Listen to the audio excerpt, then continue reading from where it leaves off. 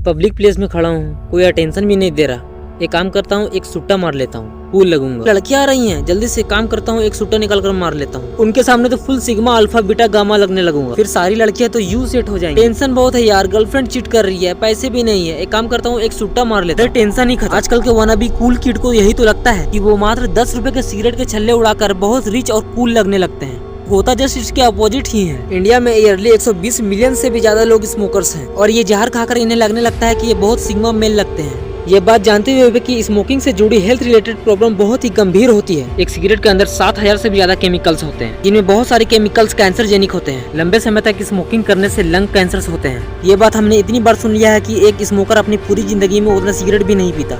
एक average middle class लड़का महीने में लगभग 30-40% पैसा सिगरेट, टोबैको और बाकी नशीली चीजों में खर्च कर देता है। और जब उन्हें यह बोला जाता है कि smoking is dangerous to health, तो ये लोग अपने अपने इलॉजिकल आर्ग्यूमेंट्स देने लग जाते हैं। कहेंगे कि जो स्मोकिंग करते हैं वो तो अभी तक जिंदा है और मौत तो होनी है भाई, वैसे भी होनी को कौन टाल सकता है। जब मौत होनी होगी हो जाएगी। जब तुम्हें मौत से इतना ही डर लगता है तो घर से बाहर क्यों निकलते हो?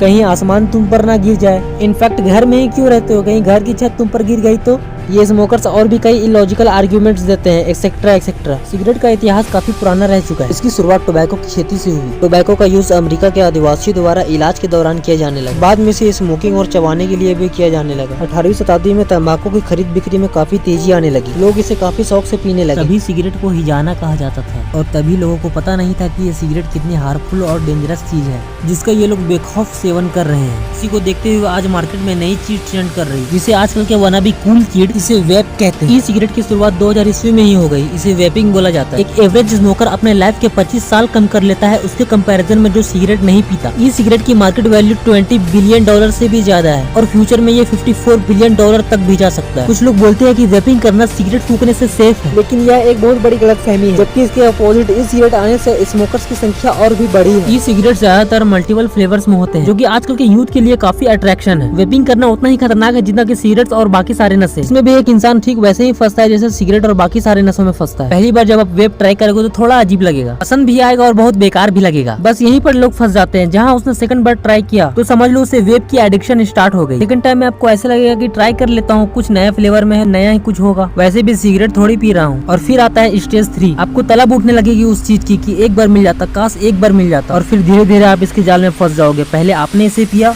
अब ये आपको पिएगा। आप इसके इतने एडिक्ट हो जाओगे कि अगर आपको चोरी करके भी पीना पड़ा तो भी आपको कोई हेसिटेशन नहीं होगा। हमेशा से फिल्मों में एड्स में हमें यही दिखाया जाता है कि इसे पीने वाला आदमी एक सिग्मा मेल होता है, बहुत कूल होता है, बट होना तो जस्ट इसके अपोजिट चाहिए था। अब तुम बोलोगे कि ये जो स्टार किड्स होते हैं ये तो बड़े बड़े नशे करते हैं, पर ये तो नहीं मरते, ऊपर से और फिट भी दिखते हैं। तो उनके पास अपने हेल्थ केयरिंग के लिए अंधा पैसा भी तो है भाई। तुम सिगरेट या फिर कोई भी टाइप के नशे करते हो, तुम अपने आप को हेल्दी रख सकते हो, बट तुम्हें अंधा पैसा खर्च करना पड़ेगा अपने हेल्थ केयरिंग पर, बिल्कुल इन स्टार किड्स की तरह। देखो, अगर तुम नॉर्मल मिडिल क्लास से आते हो तो मैं तो यही बोलूंगा, इन सब से जितना दूर रह सकते हो रहो, जितना हो सके उतना दूर रहो। ये सिर्फ तुम्हें ही नहीं बल्कि तुम्हारे फ्यूचर को भी जलाकर खाक कर देगी। अब तुम फिर वही लॉजिकल आर्गुमेंट दोगे, नहीं भाई नहीं, मेरे पास 1000 तरह के टेंशन है, फैमिली रिस्पॉन्सिबिलिटी है, टेंशन बहुत रहता है मुझे। इन सब आर्गुमेंट से तुम अपने आप को ही बेवकूफ बना रहे हो, अपने आप को ही धोखा दे रहे हो। लिटरली मैं अपनी बात बता रहा हूँ। तुम में से जितने भी लोग ये वीडियो देख रहे हो, शायद ही किसी की प्रॉब्लम मेरे जितना हो, पर मैंने आज तक नशे जैसे चीजों का हाथ तक नहीं लगाया। यानी जो कि एक बहुत ही कॉमन चीज है जो लोग बात बात पर ही खाते हैं, आज तक मैंने उसे भी हाथ नहीं लगाया, बस देखा है। एक और आयरोनिकली पॉइंट बताता हूँ, मैं जिस फ्रेंड सर्कल में रह चुका हूँ भाई, मेरे 90% फ्रेंड्स स्मोकर्स हैं। खैनी, बीड़ी, सिगरेट, बाकी और भी कई बड़े बड़े नशे तक वो करते हैं, बट मैंने आज तक उनके साथ रहकर भी ये सब चीजें कभी ट्राई नहीं किया। बट मेरे दोस्त भी काफी सपोर्टिव है, उन्होंने आज तक मुझे इन सब चीजों को ट्राई करने के लिए कभी जबरदस्ती नहीं की। कुछ तो मुझे मना तक को करते हैं कि हमने ट्राई किया बट तुम मत करना।